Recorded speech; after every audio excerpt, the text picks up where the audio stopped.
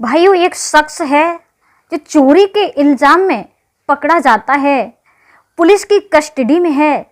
Police के लोग उसे बेरहमी से पीट रहे हैं, लेकिन वो शख्स जब ये दर्द बर्दाश्त नहीं कर पा रहा है तो जोर जोर से चीख रहा है, आवाज लगा रहा है कि कोई मेरी मदद करो, कोई मेरी हेल्प कर दो।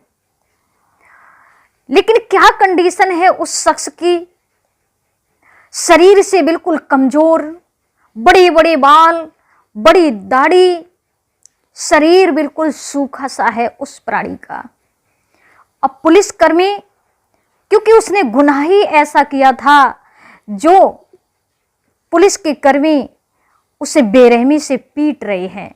उसी समय एक महिला आती हैं जो उस थाने की इंचार्ज थी।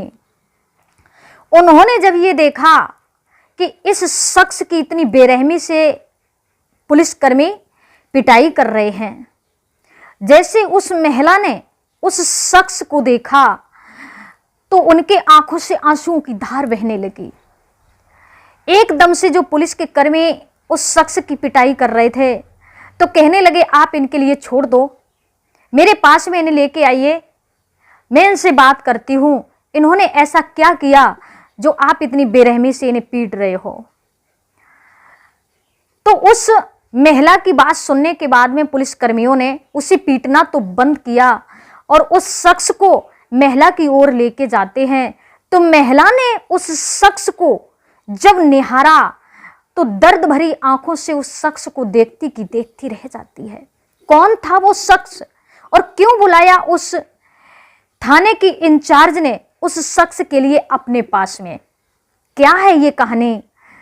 तो आइए भक्तों, इस कहानी को आप तक पहुंचाते हैं। निवेदन करूंगी थोड़ा सा समय निकाल के हमारी कहानी अवश्य ही पूरी सुनिएगा।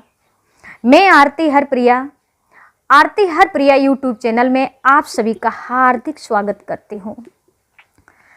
आप मेरे चैनल पर नए हैं तो हमारे चैनल को सब्सक्राइब कर दें और वीडियो ज़रूर लाइक किया करें।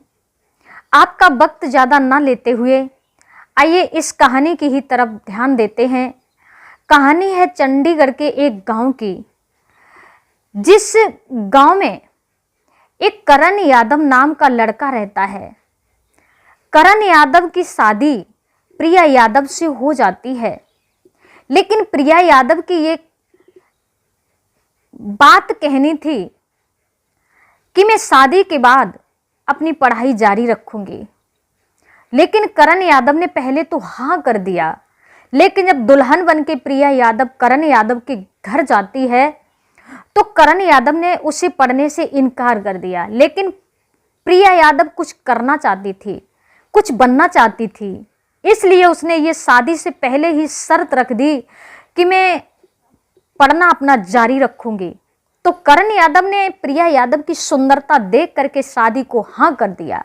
लेकिन जब दुल्हन बनकर के प्रिया यादव ससुराल आती है तो करण यादव ने पढ़ने से इनकार कर दिया।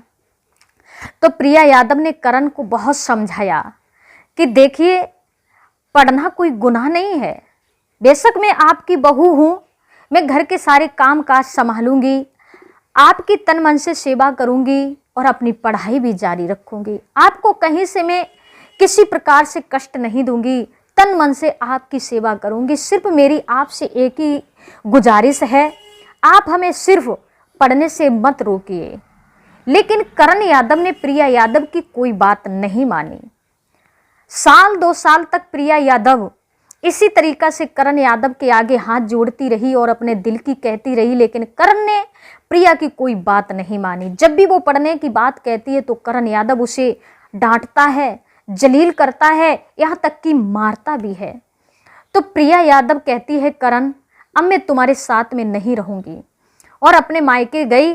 कहने लगी, पिताजी मुझे डिवोर्स चाहिए, क्योंकि करण मुझे पढ़ाई करने से इनकार करता है और मैं पढ़ना चाहती हूँ। उसी समय प्रिया यादव ने करण से डिवोर्स ले लिया और भाइयों, करण अपने घर रहने लगा।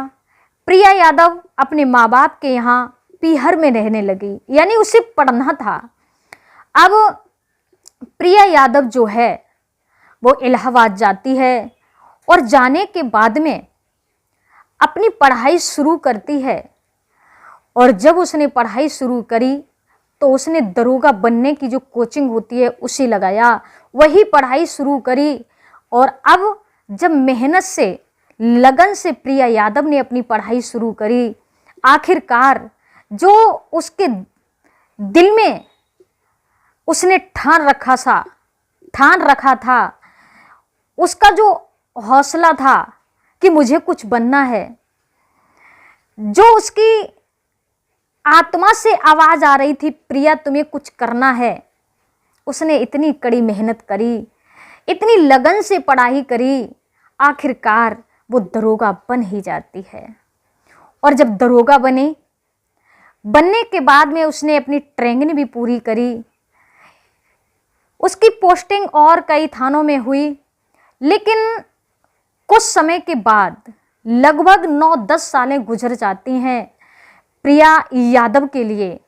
इधर उधर ज्वाइनिंग मिलती रही, कहीं किसी थाने में, कहीं कभी किसी थाने में, लेकिन हर जगह अपनी जो भी समय था 1 साल का, 6 महीने का, प्रिया उसे गुजारती है। उसके बाद में चंडीगढ़ में ही प्रिया का ट्रांसफ़र होके आ जाता है।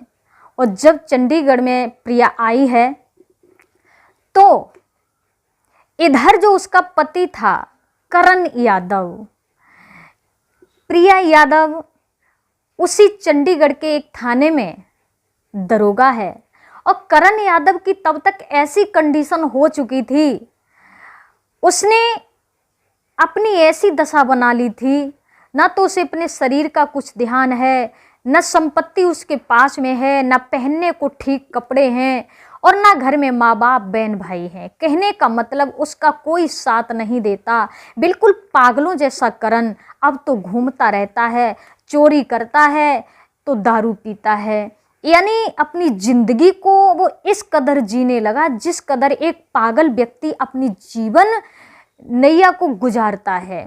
उसी तरह से करण यादव की कंडीशन हो गई। अब तो वो जब अपने खर्चे करने की उसे इच्छा होती है तो चोरी करके तब वो अपने खर्चे पूरे करता है। एक दिन जब वो एक गोदाम में जाता है तो उस गोदाम में सीसीटीवी कैमरा लगा हुआ था, उसने वहाँ से कुछ धन निकाल लिया और निकालने के बाद वो बेचा।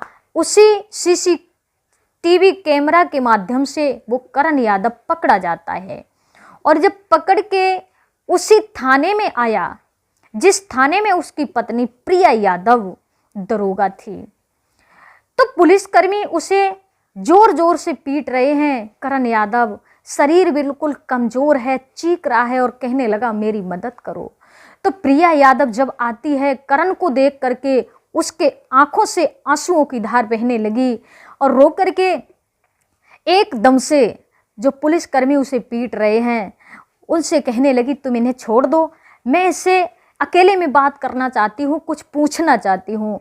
तो करण को जैसे ही प्रिया अपने पास बुलाती है तो करण से पूछने लगी करण तुमने ये क्या हालत बना ली।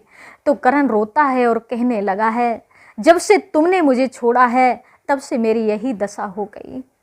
प्रिया कहने लगी मैंने तो तुम्हें बहुत समझाया था कि करण मैं कुछ बनना चाहती हूँ, कुछ करना चाहती हूँ, आप हमारे बीच में दीवार मत बनिए। देखो आपने मेरे लिए रोका टोका, लेकिन मैंने आपको डिवोर्स दे करके अपने जीवन को संभाल लिया, लेकिन तुमने क्या कर पाया अपने जीवन में। मैं कुछ करना चाहती थी उससे भी आप रोक रहे थे, लेकिन अपना तो जीवन तुमने नरक बना लिया। उसी समय भाइयों प्रिया ने अपने डिवोर्स वाले पति को जैसे तैसे करके उसे वहाँ से निकाल दिया। जब वो चला तो प्रिया के आगे हाथ जोड़ के कहने लगा प्रिया अगर तुम्हारे दिल में हमारे लिए थोड़ी भी जगह है तो ये करण आपसे विनती करता है आप करण की दुनिया में दोबारा आ जाओ। तो प्रिया कहती है करण ठीक है, अगर तुम मेरी इज्जत करते हो, मेरे साथ रहना चाहते हो तो मैं आपकी दुनिया में आ जाऊंगी, लेकिन आप लगभग 11 दिन का इंतज़ार कीजिए। जब मैं यहाँ से अपना ट्रांसफ़र करा के दूसरी जगह जाऊंगी तो मैं वहाँ आपसे फिर मुलाकात करूंगी। ऐसा ही होता है, करण चला जाता है। प्रिया चुपके से अपना नंबर करण को दे देती है। करण अब तो प्रिया से बात करने लगा। 11 दिन के बाद में जब प्रिया का ट्रांसफ़र हो जाता है, दूसरे थाने में जाकर के अपनी ज्वाइनिंग कर लेती है, तो अब करण के साथ में प्रिया ने फिर मंदिर में जाकर के शादी कर ली और करण के जीवन में प्रिया दोबारा फिर आ जाती है। दोनों बड़े आनंद के साथ में पति और पत्नी के रूप में रहने लगे। करण अब तो प्रिया को पाकर के बड़ा ही खुश है। चाहे लड़का हो या लड़की हो, लेकिन अगर उसके दिल में, उसके अंदर कुछ जज्बात हैं, वो कुछ करना चाहता है, कुछ बनना चाहता है, तो प्लीज़ आज़ादी दीजिए जो वो कुछ कर सके, अपना नाम रोशन कर सके, अपने परिजनों का नाम रोशन कर सके।